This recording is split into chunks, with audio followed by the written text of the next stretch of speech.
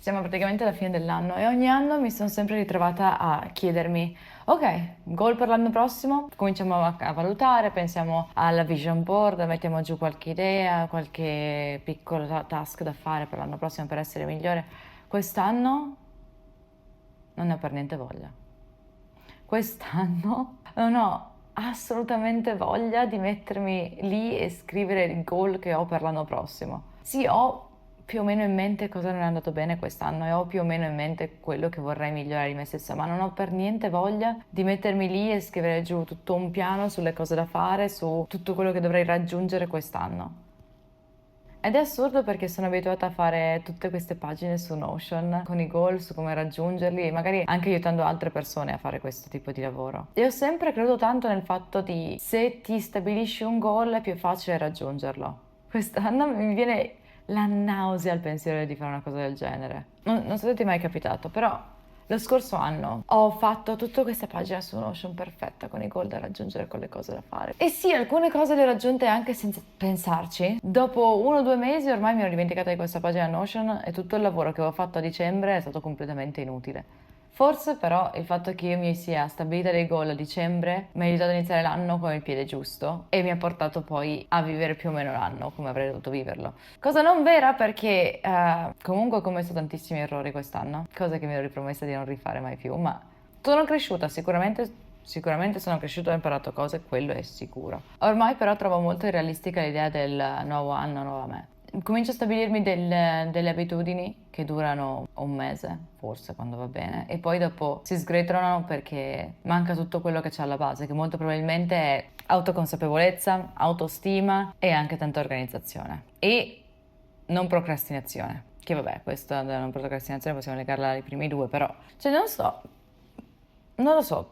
Tu come ti trovi con l'idea del nuovo anno, nuova me? Ho sempre anche creduto poco nell'idea ah sì, con l'inizio di settembre inizierò ad andare in palestra o sì, da lunedì inizio la dieta, perché è una cosa che mi è rimasta sempre impressa del fatto non importa quando inizi, l'importante è iniziare, quindi va bene iniziare un giovedì, va bene iniziare il 7 di gennaio, va bene iniziare una nuova abitudine alle 5 del pomeriggio. Non è importante, l'importante è iniziare e l'idea dell'inizio col mese nuovo, inizio con la settimana nuova, inizio con il giorno nuovo è semplicemente una scusa. Quindi l'idea di nuovo anno, nuova me sembra veramente ridicolo. Per quanto ci siano tantissime cose di me che vorrei cambiare, tantissime abitudini di me che vorrei migliorare, sarà la pigrizia o non so cosa, ma mi fa paura l'idea di cambiare completamente me stessa. Ci sono alcune cose di me che conosco e nelle quali sto bene e mi preoccuperebbe abbandonarle, anche se non sono le cose migliori di questo mondo. Per esempio, mi piace svegliarmi presto la mattina, sì, ottima abitudine, fantastica,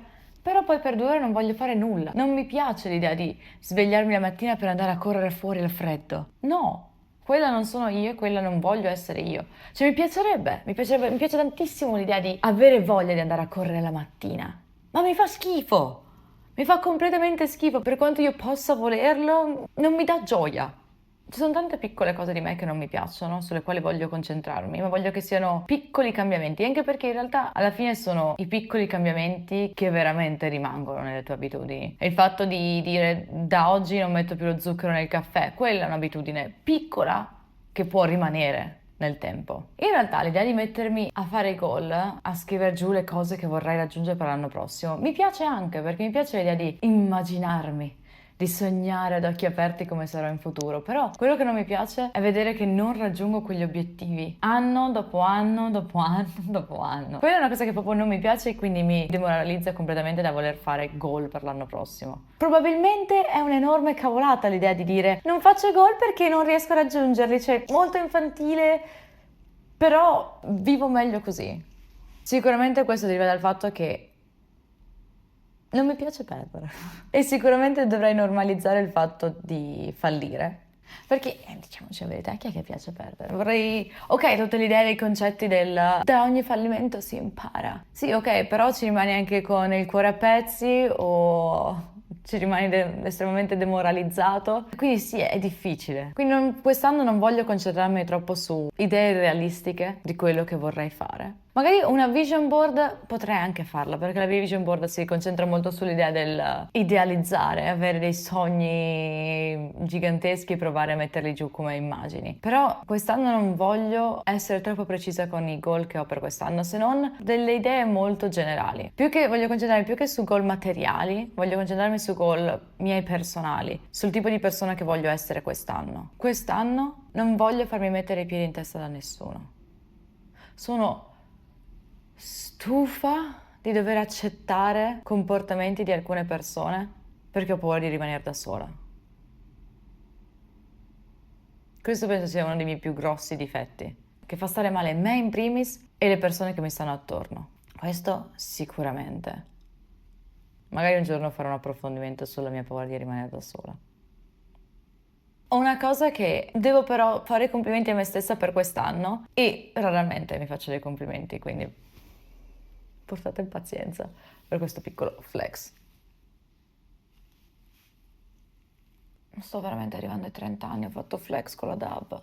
Una cosa della quale sono molto fiera di me stessa è che quest'anno, nonostante tutto, sono andata avanti. Nei momenti più bui, nei momenti più terribili, nei momenti in cui letteralmente non riuscivo a respirare, sono andata avanti. In passato molto spesso magari mi facevo sopraffare dalle mie emozioni e quando qualcosa non andava bene, mollavo tutto, basta, sono stufa, non voglio più vedere niente, nessuno, non voglio più parlare con nessuno, non voglio più lavorare, non voglio più fare nulla e abbandonavo tutto.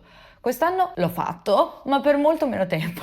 Se prima lo facevo magari per tipo una settimana, quest'anno magari mi davo un giorno. Che ci sta. Essere sani verso se stessi, dirsi giornata di merda, riprendiamoci e domani ricominciamo. Se posso darti un consiglio, se anche tu stai pensando, oh nuovo a me, non buttare via completamente tutto quello che c'è di tuo, quello che c'è di te. Quando inizi a fare tutti questi progetti per l'anno nuovo, pensa prima a cosa c'è di buono in te stesso adesso. Che cosa hai imparato nel 2024 e che cosa potresti portare nel 2025? Perché è così facile demoralizzarsi e dire fa tutto schifo, faccio completamente schifo, anno nuovo, cambio completamente tutto da buttare, l'anno prossimo sarò fantastico. È facile da dirsi, è terribile da mettere in pratica. Apprezza alcune cose di te e cerca di portarle avanti nell'anno prossimo. Sicuramente una delle cose sulle quali voglio lavorare quest'anno è fare più video YouTube. Sono sparita per un anno e questa è la motivazione. Ciao.